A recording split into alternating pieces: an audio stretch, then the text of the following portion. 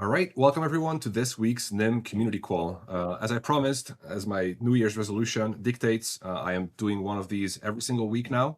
So we're back at it. I think this is week 13 since we started. So back at it. I'm your host today. I'm Sudo. As you know, I'm head of community at Nym, also known as Simon, and I have a very special guest with me today, who's Elisa Pioldi, who's a researcher specializing in post-quantum cryptography. How is it going, Elisa?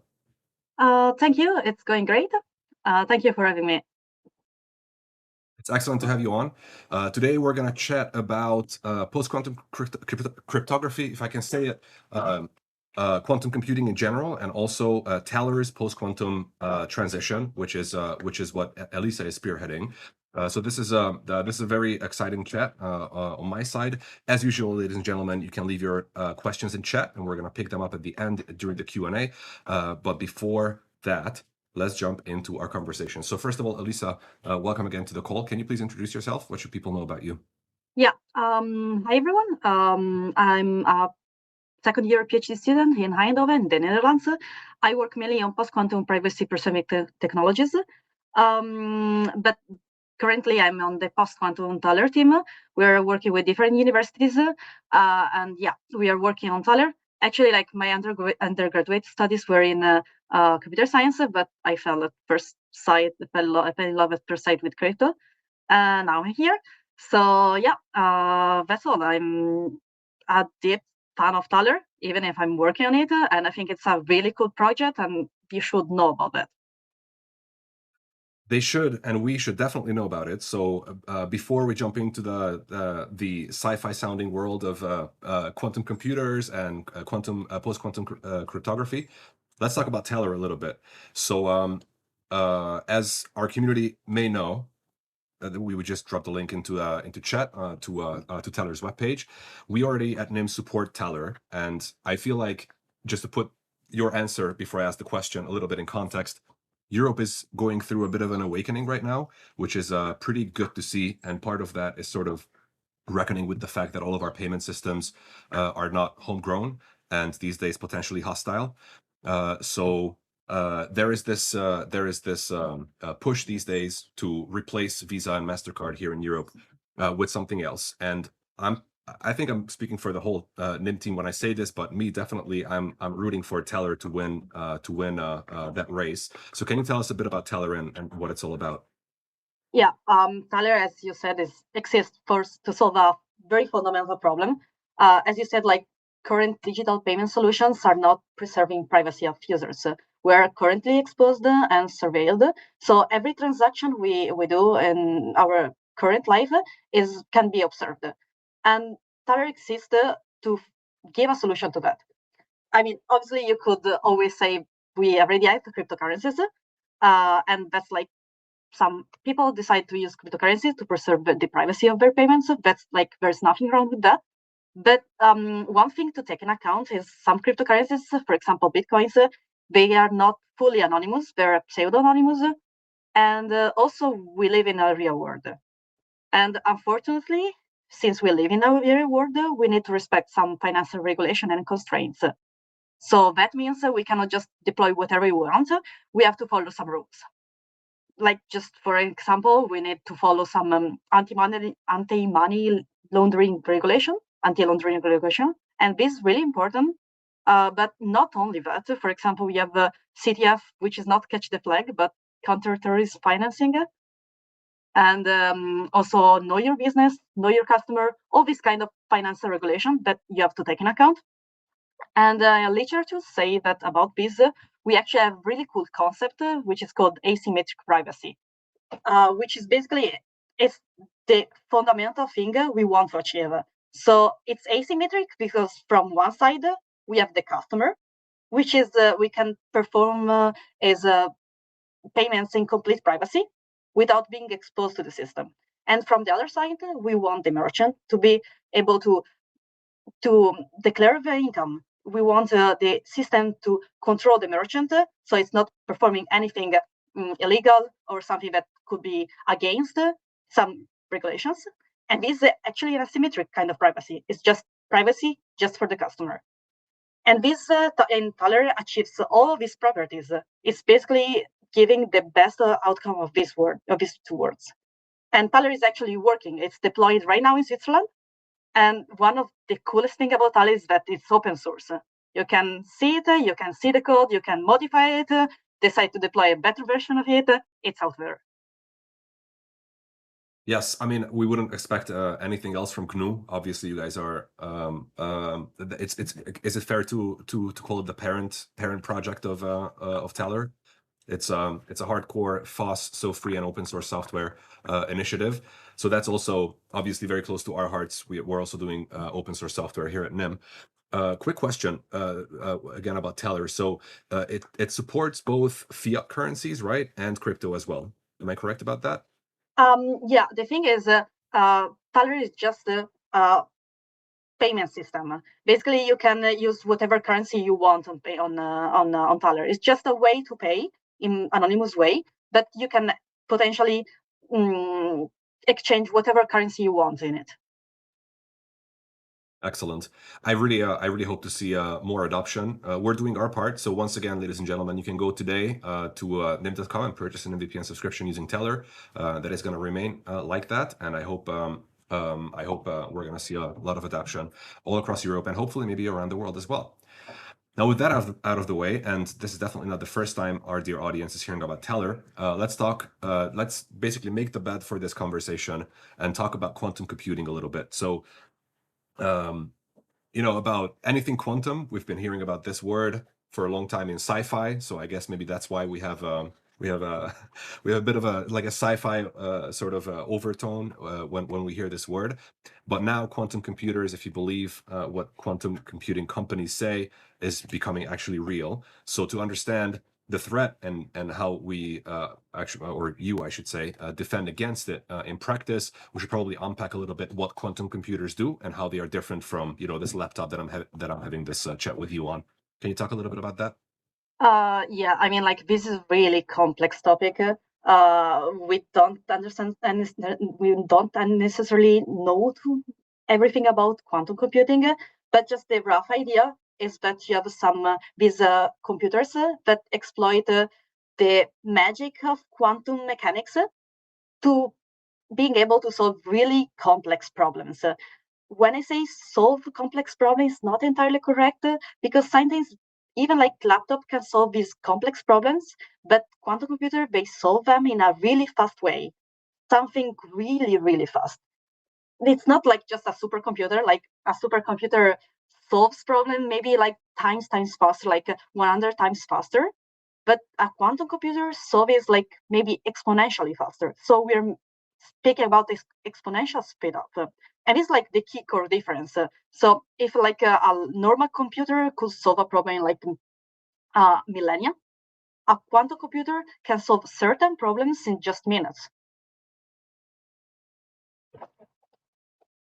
I think that's enough of an explanation. It's basically a different way of doing computing, right? Different way of doing math. I'll also ask you about this. I hear, again, I mentioned already, or sort of cheekily referred to the fact that there's one thing that quantum computing companies want you to believe, and then I'm personally also sort of keeping an eye on this field from a business perspective as well. And there are some famous shorting companies. Shorting companies look for false business promises and basically short companies based on their false promises. They basically expect the value of them to fail, and some of these shorting companies are saying that quantum computing is not even near to be ready, and basically this is sort of a bit of sci-fi talk, and we're many decades away. I'm not sure which one is true. I'm just asking you honestly. Maybe you know more about this than I. The thing is, quantum computer exists. The problem is how powerful they are right now. So the thing is there are two main problems. Just to simplify it, is the number of qubits, so the number of bits a quantum computer can actually have, and the problem of errors. We are doing a lot of errors. The bigger the computer we have, and this is a huge problem. I'm not an expert in quantum computing, and but no one out there can give a date or an actual timeline of quantum computers. Timelines for companies are changing every day. They're just saying, oh no, actually we're getting better at this. We are going to have a fully functional quantum computer is 2029. And this is something we can really like estimate. It's something so like there are so many things to take in account when to build these machines that it's really hard to predict. Indeed, it is. We took a crack at it, ladies and gentlemen, but we can't promise you that all of those claims are true. But we'll see. And I guess this brings us to the threat that they pose. Let's assume for a second here that all of those claims are true and quantum computers are right around the corner. From the perspective of cryptography, which we have fairly good and robust crypto already in place, which has been, I believe, AES 256 is one of the like, is it called a protocol? What is it called? Let's just do it like a cryptography schema. It's a yeah. So it's tried and true, right? It's been around for a long time. But basically the claim is that these existing AES 256 and many others that exist today, these protocols or these schemes don't protect against the quantum threat. So let's talk about this threat. You're shaking your head a little bit. Yeah. Correct me. No, I mean like you're kind of right in the sense that we have different kind of cryptographies. Like for example, the algorithm you're talking about is actually kind of symmetric crypto thing. And what we actually like care about when it comes to quantum computers is public key cryptography, also called asymmetric crypto, which is different from symmetric crypto. In this case, we're basing our crypto on the hardness of some problems. When I speak about hardness, it's not like hard in the sense, oh, I cannot solve this problem, I cannot find the solution, but it's more like how much time does it take for me to for a machine to solve the problem? And imagine at some point if you have access to a machine that can actually solve this problem really quickly, then all the crypto you're based on this problem is useless. It's not secure anymore because it's not a quantum computer can solve it. And that's where the threat comes. So what does this mean if I have a quantum computer here in my backyard and it's working, and let's assume that I can also like actually use it, which I hear is sort of a different problem, and it's still not clear how we're going to be writing programs that run on quantum computers, but let's assume that I can also do that.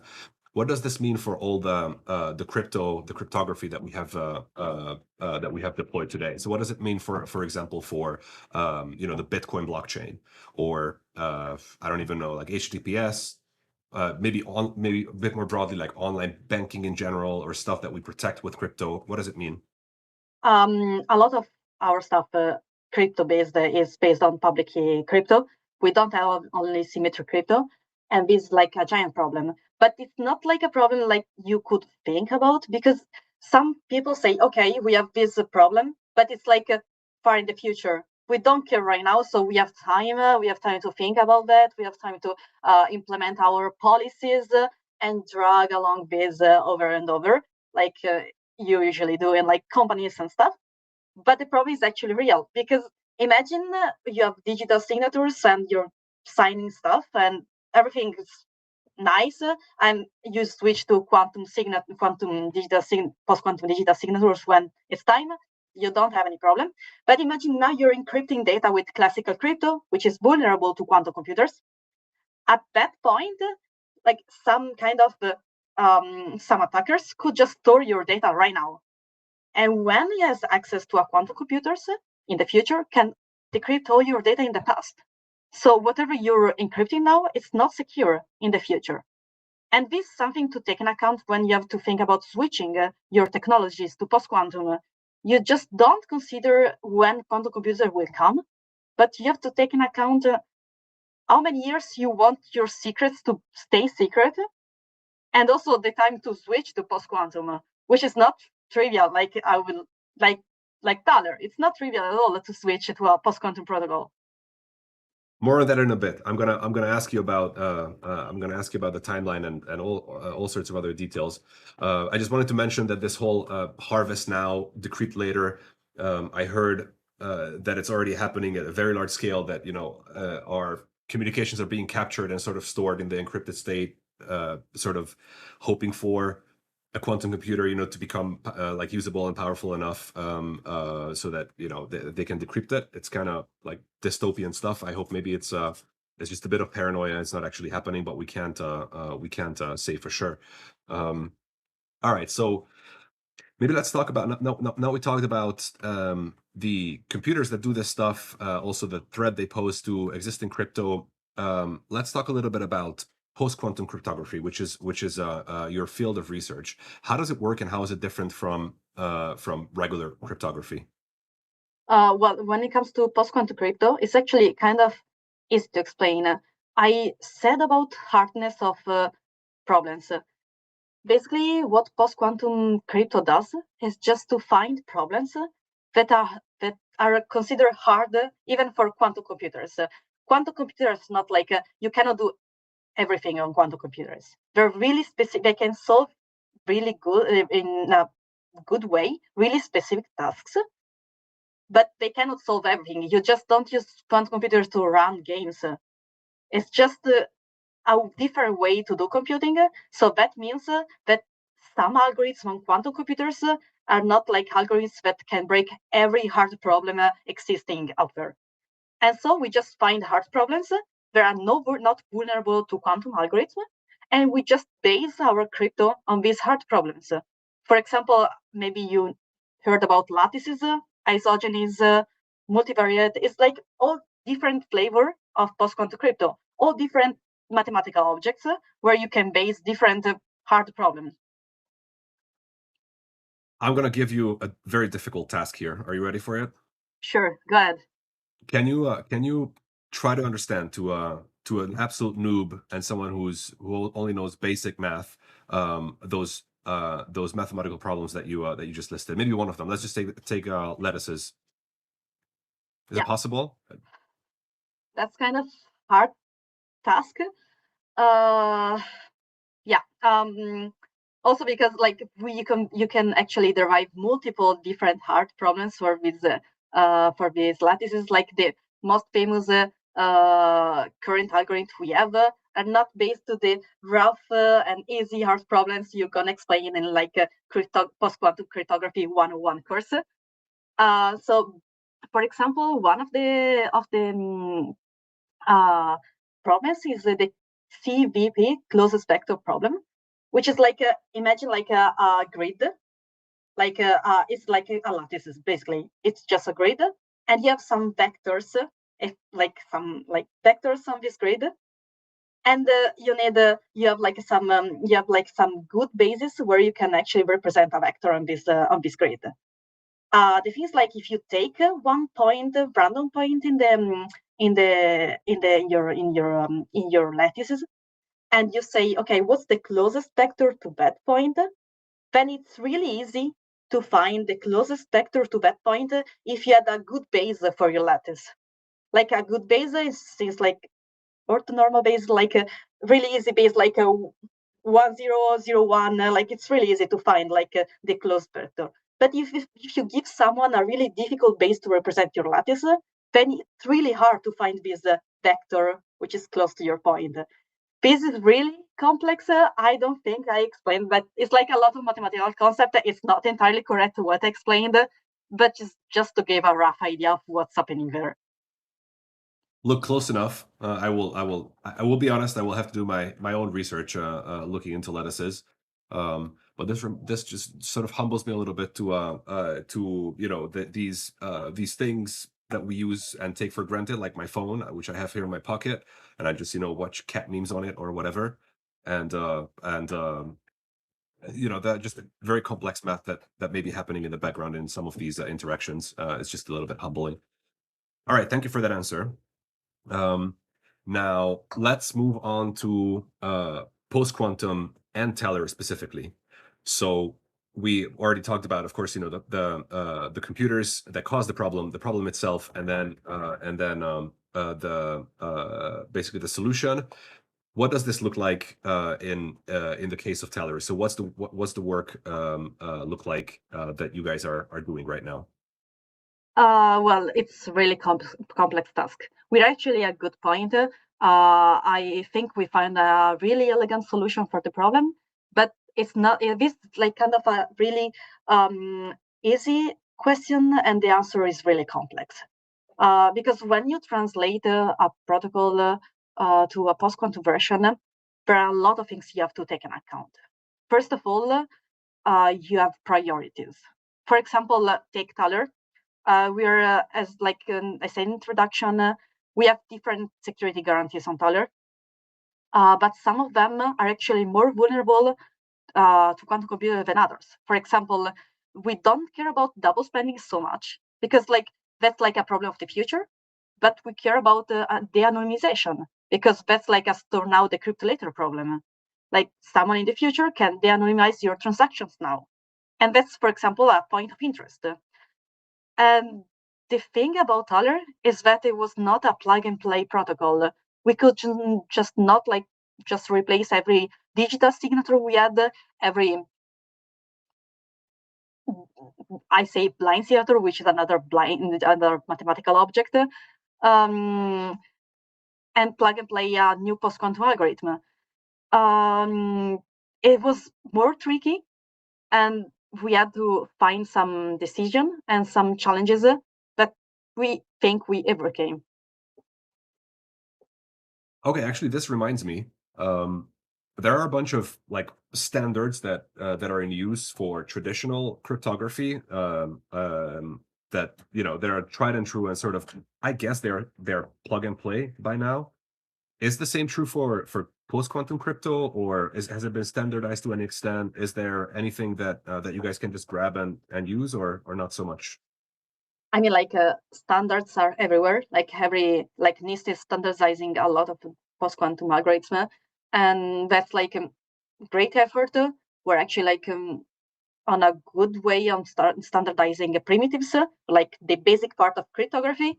But the problem is like plug and playing post-quantum crypto doesn't really exist because if you design a protocol that doesn't really have like a foundation around it that can actually make a plug and play standardization algorithm, that's a problem. Like we had the same problem in Thaler. Like it's not just you have like a small like a piece of the big puzzle, but if your puzzle is not like ready to get that piece, there's like there is something going wrong there, basically. You have to adapt your protocol. And for example, NIST is pushing for this thing called the crypto agility, which is basically you want your protocol to be able to swap and switch all the basic cryptographic algorithm whenever you want, because you don't know if your post-quantum algorithm will be secure in the future. Like we work too little on post-quantum stuff to know that it will be secure classically in the future. So you need to be able to swap algorithm. And this is not a trivial task. You need to design your protocol such that it's ready to this kind of agility.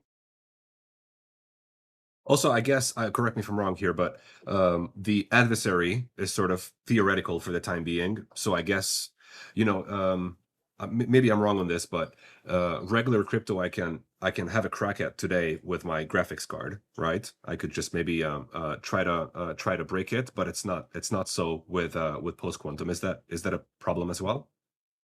I'm not sure I got your question because uh, classic post-quantum crypto should be secure also classically. Yeah, of course. Yeah, yeah.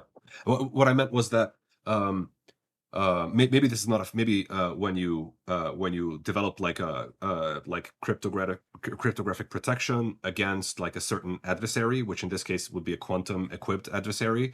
You don't have to actually have access, or maybe the adversary doesn't have to exist in the real world, right? But my guess was that maybe it should, and maybe it's also a problem for post quantum crypto that you can't actually test it or try to crack it with so far non-existing means. Does that make sense? I'm not sure, to be honest. Never mind. Never mind. It's not that important. What I also wanted to ask you about was performance penalties. So I guess this is a very different type of math? Does it mean it's like from a user's perspective, or maybe from your system's perspective? Does it come with any performance penalties? Was that something that you had to balance around while deploying post-quantum cryptography, or how do we imagine this? Well, yes. The problem with post-quantum crypto is that generally is we have like problem in size and speed. Lattice is actually like, for example, the encapsulation mechanism we have in lattices are kind of efficient. The problem is we need to think about errors, because adding noises is causing a lot of errors. So you need to take an account when you decrypt the presence of error that maybe it's not happening with classical crypto. And yeah, in general, you need to take an account like slow performance, slower to what you had before.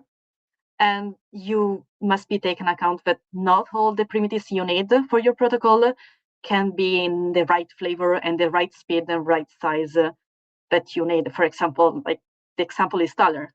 We need this cryptographic object, which is blind signature, which is not available it's available.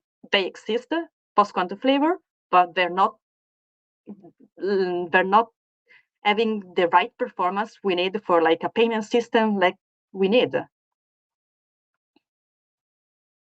So then how do you optimize for something like this? How does it not impact performance too much? You cannot, like, you just need to design your protocol, like just try maybe to reduce round trips when it comes to protocols. You need to try to use workarounds to let you penalize less.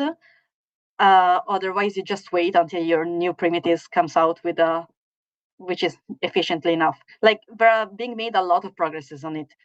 New primitives are coming out, and there are like a lot of progress in being made on them. We just sometimes you just need to wait and expect the research that it will be like leading in the right place. So the sense I get is that it's very much like a work in progress. So a lot is changing in this field. Where are you guys at Teller in terms of implementation? So are you already post quantum, or is it in progress, or yeah, where are you with the implementation? The thing is, like, the protocol itself is done in the sense that we design it. For the implementation is trickier for the reason I kind of mentioned before. First, you can expect the the new design of the protocol be ready, the implementation in this year. But there is a but. We need still to switch to post-quantum the primitives like the blind signature part, like this cryptographic object. And we still cannot afford to use the current available blind signatures because they're not efficient enough.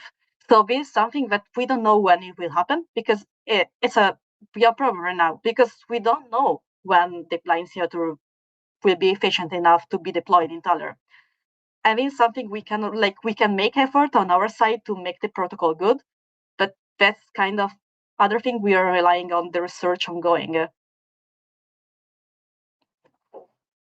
This sounds a bit like discouraging to me, because I mean, in the sense, not when it comes to Teller, but in general, for the field.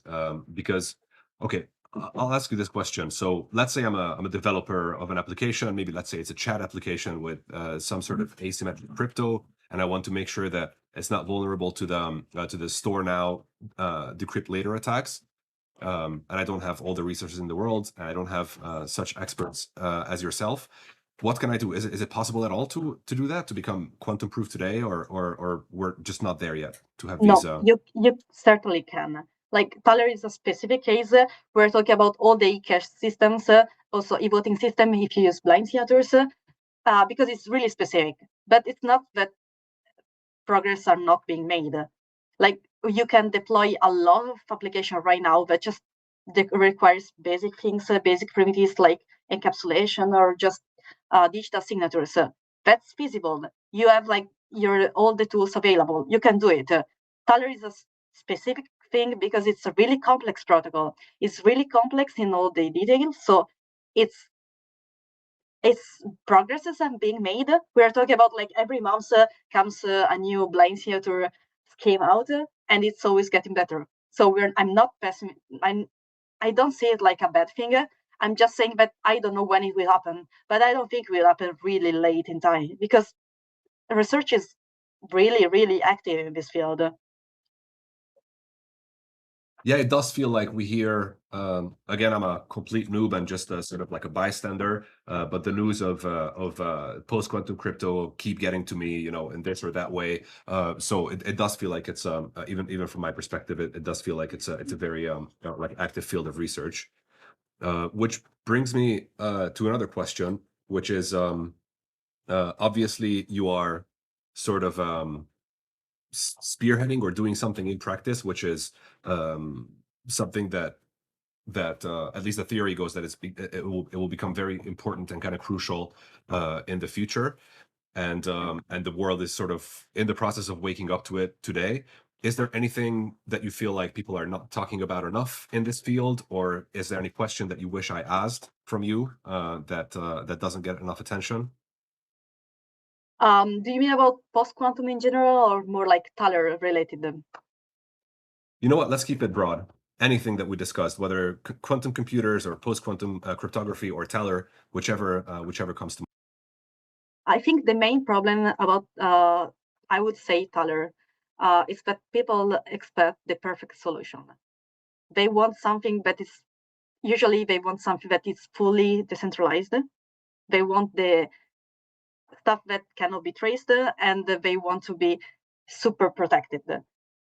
And the things like this is not real. Like this is real world, and I think Thaler is providing a compromise, but it's a good compromise. And like I see people coming to me and saying, okay, but if I want to evade taxes, I want to evade taxes. I don't want to use Thaler, and that's fair. But we need to deal with that at some point. We need like kind of having a compromise with the real world. And I think there are like need to make an effort into compromise on some stuff. And this, I think, a real important point. It is a very important point, and let me add to that a little bit. On the other side of this, right, the people who care about decentralization, who care about privacy, and they want your solution to be perfect in those areas. There's a whole other side of that, which are the people who don't care about these things at all, and they expect you to be perfect in a way that sort of the competition, like Mastercard or Visa are, who had decades of head start in developing their UX, who have like basically an infinite amount of resources to use. So that's also something that I think the space in general, and that I sort of kind of involves or like includes us as well at Nym. We sort of have to contend with that, and if I have to pick between the two, obviously you should be like as close to perfect in all of the listed areas as possible, but maybe UX is something that that is more tangible for more people. So that was just my Nym informed thought on what you just said. All right, well, this brings me to my last question before we jump into the Q&A, which is if anybody wants to go deeper on any of the stuff that was discussed, I guess specifically maybe post-quantum crypto, but also on Taler or the broader topic of quantum-resistant privacy tools, where would you point them? Where should they go? Okay, there is actually a really cool forum called the PQC forum. It's a Google group, unfortunately, but you can find a lot of cool discussion about all the leading researchers on post-quantum crypto. And that's kind of like, it's not just having a post-quantum overview of what's happening, but it's more of like seeing actual discussion, saying that the field is actually really active and a lot of things are like standardization, whatever it's happening a lot. And also, there is a really cool project called the Open Quantum Safe, which is like a library that's collecting all the a lot of post-quantum crypto implementation, and that's actually a really cool project. Please check it out. Also, please go on the GNU Taler page, like you can easily find it, and you can also check all the code and having like a lot of info about that. you can ideally download the Taler app and having a deleted demo if you're not in Switzerland. So you cannot right now you cannot withdraw any money, but you can actually download the app and withdraw fake money and buy some Richard Stallman book chapters if you want to just try like the experience of using Taler. That's a great start, and I hope I'm not based in Switzerland. I'm in Europe. I hope I'll get to use Taler ASAP as well. All of the resources that Elisa just listed are in the chat. So if you're interested in going deeper, in Taler itself or post quantum crypto, you can find those resources in the chat. So big thanks for that. Fascinating conversation so far. Let's jump into the community questions. All right. So our first question is from Jason. I think we sort of answered this already, but the question is, what countries have Taler so far?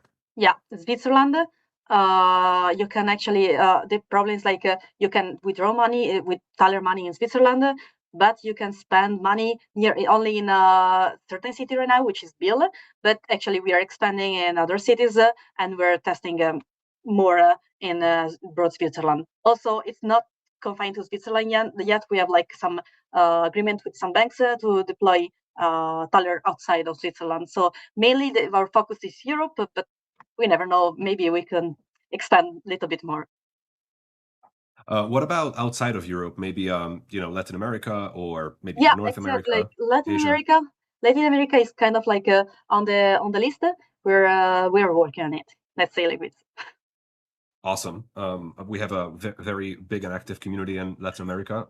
I see many of them here in the chat today, so hopefully they will be happy to hear that. Thank you for that answer, and thanks for the question, Jason. Next one is from Rocio, one of the aforementioned Latin American community member. How does the protocol mitigate the risk of dirty coins or state-level traffic analysis being used to de-anonymize the withdrawal to spend pipeline? Okay, that's a good question. The thing is, dirty coins, I don't know if like it's the same thing you have in mind, but dirty coins in Taler, it means partially spent coins. You have like coins being like spent on the network, and the Taler introduce a really, really cool thing, which is change. Like in real life, when you spend something and you have like a $10 coin, you spend a $10 coin for a $5 t-shirt, and you have like still some $5, and you cannot spend it again somewhere else because you actually have like some coin that is already observed once in the system. So you need actually to get it a new coin from it. And that's actually what a change protocol does. It's called refresh protocol. It lets you getting an entirely new coin, which is totally unlinkable from the previous one. And basically, this is actually super cool because you just don't like withdraw coin, spend it, but you also can refresh the coin. So it means getting change, and that coin is completely unlinkable to the previous one. It's an entirely new coin, and you can spend it again. Awesome. Thank you for the question, Rocio, and thank you for the answer. Next one is also from Rocio, which is the following. The auditor role is critical for the taxable part of Taler's mission. How can we be certain that the auditor and the exchange are not colluding to de-anonymize user spending habits? I think this is also a good one. Okay, yeah, this is actually a cool question. But the thing is, one of my area of like focus for my PhD and my research is actually writing math proofs that assure that these things are not happening. I'm proving mathematically that it's really hard to de-anonymize user spending. And this is something that it's like, it sounds crazy, but you cannot do it. Like, for example, colluding auditor and exchange could maybe lead to like some DOS attack, some like exchanges just keeping money and not releasing you money. But that's like another problem we also have with banks if they don't want to give you money. But it's impossible to de-anonymize users. That's the cool part of Taler. Like if you're following the cryptographic things happening in Taler, then you cannot be traced in any way. Excellent to hear. Thank you for the answer. Thank you for the question, Rocio. And I see you asked many others, but I will first pick up others' questions, and then if we have time, I'll get back to yours. your remaining questions. Next one is from Claudia Diaz, our chief scientist, who was listening in the case of signatures, isn't it the case that any signature with non-PQ algorithms will be possible to fake? What will happen to authenticity for all digitally signed documents? Yeah, that's actually true. The thing is, if you have like some if you don't have post-quantum algorithm, you could actually like with digital signature, they're not valid anymore. But also we are taking account that usually you refresh keys, like some certification authorities, some person that has some certain key, if we refresh the key, I will make them post-quantum. Whatever is before that, it doesn't count anymore. So at some point, I will just accept some post-quantum signature, which I know that's correct. Whatever happened in the past, I don't care anymore. At some point, maybe I needed to be sure that someone was actually signed digitally in the correct way, but now it's not there anymore. I don't really care for some point, but yeah, I concur that it's like could be also a problem for the past, but we're focusing more on like encryption when it comes to store now the calculator. All right, I can't say I fully understood that, but I will bother you, Claudia, and you will have to explain both the question and the answer to me later. Thank you for that. I hope I answered it. Sorry. No, I think you did, but I can't evaluate. I'm sorry. Well, Claudia will let us know in a second. All right, next one is from Ginny. How to exchange cold hard cash for Taylor bucks? That's a good question. Actually, this happened. There was a really cool conference in September in Dresden called Datespuren, and we actually were like physically at the table with some cash on it, and we were receiving people coming to us, and we were like exchanging physical cash for Thaler bucks. And that was happening.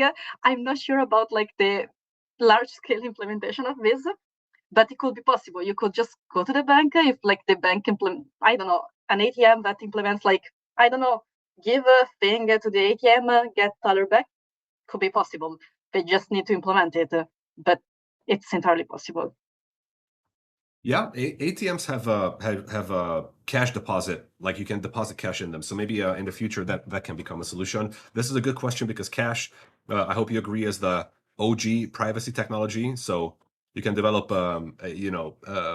untraceable anonymous crypto like Monero or payment solutions like Teller, but nothing beats cash. So cash is that's why we should protect cash and make sure that it sticks around even in the digital world where it's so comfortable and easy to pay like digitally for everything. Thank you for the question, Ginny, and thank you for the answer, Elisa. Next one is also from Claudia. What are the trust assumptions for the digital exchange? Is it just availability and responding to the protocols? This is why we have an auditor. We need the auditor should some period checks that the database of the exchange is consistent, and we are actually implementing some. We are in like in to-do list, trying to implement some way to get some feedback as like the exchange cannot really avail cannot if the exchange is not available. The thing is, what we need really is someone to sue. If something is going wrong, we have to say, hey, we go to an authority, say the exchange is not behaving correctly, and we can actually show it. So basically, we can always go to an auditor and saying, okay, the exchange tricked me. The exchange is not giving me money. So yes, like availability is an important point, but we actually like we are finding solution to rely not on auditor, but to a wallet also for this. So yeah, we are working on it basically. Thank you for the question and thank you for the answer. Next up is Uncle Lem, Nym community contributor. Would you mind to imagine and tell us your perfect customer scenario, like basically a use case using Teller and Nym VPN? Curious to see how you imagine that. Well, the perfect scenario for me is Teller as a digital euro, to be honest, where you have like the exchange as the European Central Bank, and imagine like all the end users running a name on their like machine, and they just pay with Teller. and everything is completely protected, and you're just using euros and stuff, and you're just protected because you're using Taler, and because Taler is going over the assumptions that the channel you're using is actually protected. We're actually like thinking about mixnet since the beginning. So yeah, that's like the perfect use case. Nym is like exactly what we need for like running Taler. Amen. As for the the only acceptable CBDC concept I've heard in my life was the one that you just described. We hope if there will be a CBDC for Europe, then it's gonna be like just what you just described. That would be amazing. All right, thanks for the question, Uncle M. Next up is any cryptocurrency fans on Taler team? I don't want to answer this question because I don't want to make me enemies. But yeah, I mean, like I'm not saying that we are not crypto fans. We just like know about like the limitation of cryptocurrencies when it comes to this. I'm actually really interested in the research part. I'm actually more of like mathematical and crypto person and like financial person. So I'm obviously interested in all the protocols. I love all the protocols. So everything that's concerning crypto, I'm super fun about that. Yeah, that's all I can say about maybe not on the post-quantum team. I cannot say for the other teams on Taler. Like post-quantum, I'm not sure like there are a lot of fans about cryptocurrencies. Somewhat skeptical, I hear, which is I think warranted in a lot of cases. Thank you for the answer and thank you for the question, Visible Dust. And next one is also from Visible Dust. For Elisa, are you a believer that post-quantum computing will be the norm by 2036 in 10 years?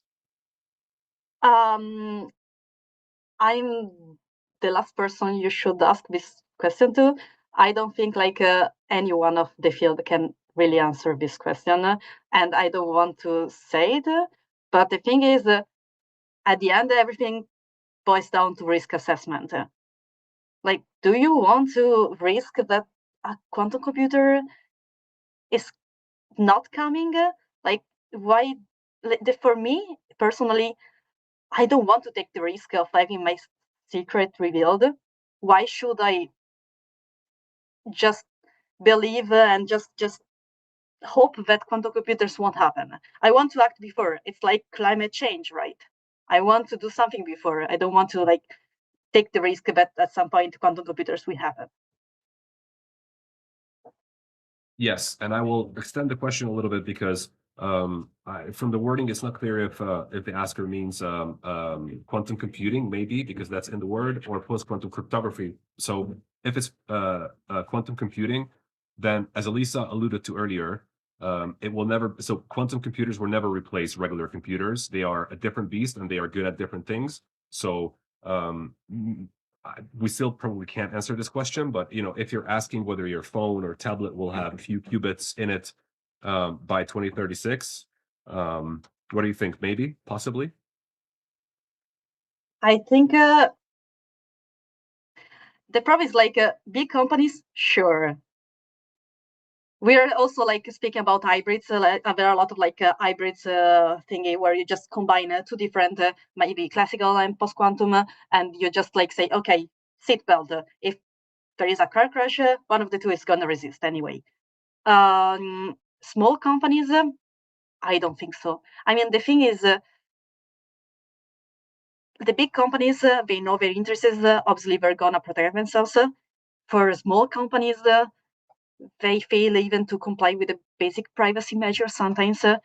And transitioning to post-quantum crypto for like legacy systems could be really hard. I mean, airports are still running on Windows 95, is it? So let's keep that in mind. But I think you misunderstood my question. I was asking about the hardware side. So reading into the question a little bit, because it says post quantum computing, maybe they actually meant quantum computing. Do you think it will become the norm by 2036 or no? Quantum computing, I think Yeah. it won't ever become the norm because it will be used just for specific tasks anyway. So yeah, you won't use quantum computing to run your games in 2033. So it won't run Crysis then. That's what you're saying. Yeah. All right, thanks for that answer. And now we actually have some time left over to loop back over Rosia's earlier questions. I think, yes, this is the next one from Rocio. What is the most interesting thing about quantum computing, and what motivated you to research it? I'm actually not researching quantum computing. That's like important thing to note about. But I love post-quantum crypto, because when I studied crypto, I was like, okay, this is really cool, but what about quantum computer? I'm actually worried about this thing, and I find the math behind it really fascinating. And but I really love how to design protocol. I love puzzles. I love how to find solutions. And that's exactly why I like about this. You have to find a solution for a problem. And that's where like you design the protocol to adapt for like post-quantum crypto. And this is where like the fun part comes in. And you're trying to research a really cool problem that exists. Even if it's a threat, you can still work to find a solution. And we're kind of still in time. So you're like actually working towards like a common goal for humanity, for people. Thank you for the question, and thank you for the answer. I think this is the last one. Yes. Rosia is studying, wait, did I not? Sorry. Yes, there it is. Rosia is studying zero knowledge, ZK right now. So which part do you recommend for studying post-quantum? Which path do you recommend? Sorry. I had kind of like atypical stuff, because I made my undergraduate studies more in algorithms, general algorithms, so computer science, like theoretical computer science. Yeah, whatever course on crypto. Like you can study things yourself. Like once you learn about crypto, even classic crypto, then you just go in post-quantum, and that's perfectly fine. Like I'm working mainly on pets, privacy, and nursing technologies, which is kind of different. It's more like computer sciencey thing, while math part is actually like more maybe like I have a lot of colleagues that did math in their undergraduate. So it's, yeah, it boils down to this, to how are you and what's your like interests, basically. Yeah. All right, and that I think brings us to the end of our questions. So Elisa, let me hide this. Yes. Elisa, it was a lovely chat. Thanks for coming on. I will also share with the audience that this is not the last time, hopefully, you're hearing about Taler, because I'm planning to have other people from the team on to talk about the project, which again is something that I personally believe is a very important initiative, and that I have all my fingers crossed, even my toes, that it becomes adapted, and it will become the payment solution to replace the current big ones. So I just wanted to ask you if you have any closing remarks for us, anything that we didn't discuss that we should have, anything that comes to mind. Just one thing, remember, symmetric crypto is not really in a threat right now. We just double the keys and we're safe. All right, cool. Now you know, ladies and gentlemen. Now we have this little tradition here. At the Nym community calls, which is to give the participants, or those, not the participants, I mean, you can actually also claim it, but our audience, a little POAP, which is this little NFT, which commemorates us hanging out together. And what you need to do to claim your POAP for today's community call is go to nym.com/go/POAP, the usual address, and type in the secret phrase Kyber 1024. Now, I wanted to ask you, Elisa, can you say something about this Kyber 1024? What is it? What should people know about it? Yeah, this is actually one of the standardized algorithms for lattices, the thing I tried to talk about before. And this is actually one of like the coolest thing we have, because actually is standardized by NIST, and it's implementing a lot of applications. So a lot of things you could use, like saying, oh, we're running post-quantum crypto, probably they're using Kyber. So it's Also, Kyber is not the official name anymore. It's called MLLChem. So if you see MLLChem, it's actually Kyber. It's the same thing. All right, now we know. Thank you for that explanation. I wanted to mention in closing, ladies and gentlemen, to our dear audience, that Nym VPN, as you know from our roadmap, is also going post-quantum and the Nym network this year. So that was sort of a teaser call to what you may see coming, from our side of the work as well. So stay tuned for that. As I said, more people will come on this call from Taler, hopefully in the near future. So also stay tuned for that.